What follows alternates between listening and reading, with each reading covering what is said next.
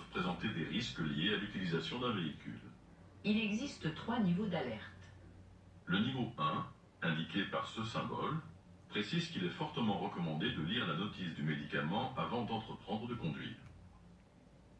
Le niveau 2, représenté par ce symbole orange, précise qu'il ne faut pas conduire sans l'avis d'un professionnel de la santé. Enfin, le niveau 3, représenté par ce même symbole mais rouge, stipule qu'il est nécessaire de demander l'avis du médecin avant de reprendre la conduite. Bonne réponse, B.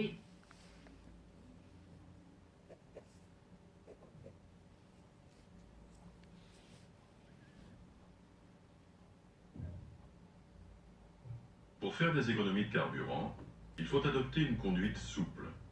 Stabiliser sa vitesse permet d'éviter les accélérations et freinages inutiles qui sont fortement consommateurs de carburant.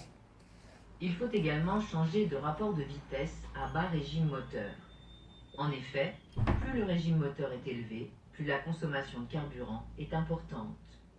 Bonne réponse, B et C.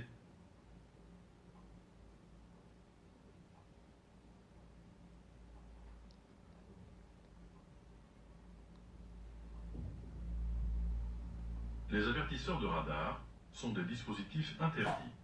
Ils sont remplacés par des outils d'aide à la conduite. Qu'ils soient intégrés au véhicule, autonome ou sur téléphone, il est strictement interdit de détenir ou de transporter un avertisseur de radar.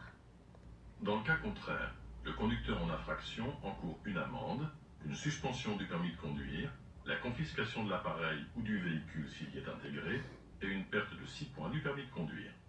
Bonne réponse, A.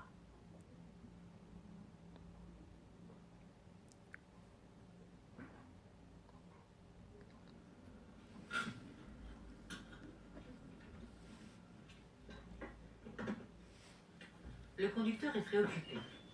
Le signal sonore alerte le conducteur sur le fait qu'il a oublié un élément important dans le véhicule.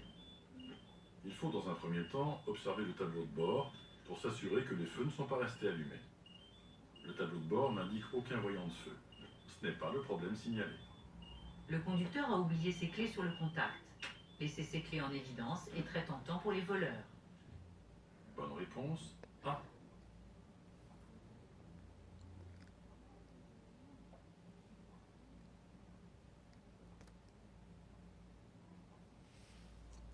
Dans la presque totalité des accidents, le comportement humain est en cause.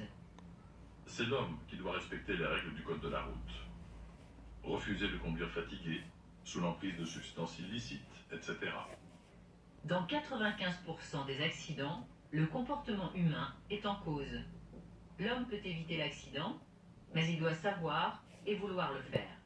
L'accident n'est pas une fatalité, mais une accumulation de causes humaines.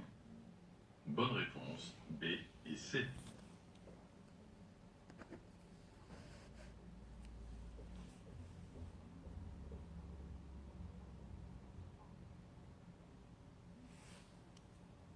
Dans cette situation, je vais être amené à franchir la voie ferrée et ce feu m'impose l'arrêt pendant la traversée du ou des tramways.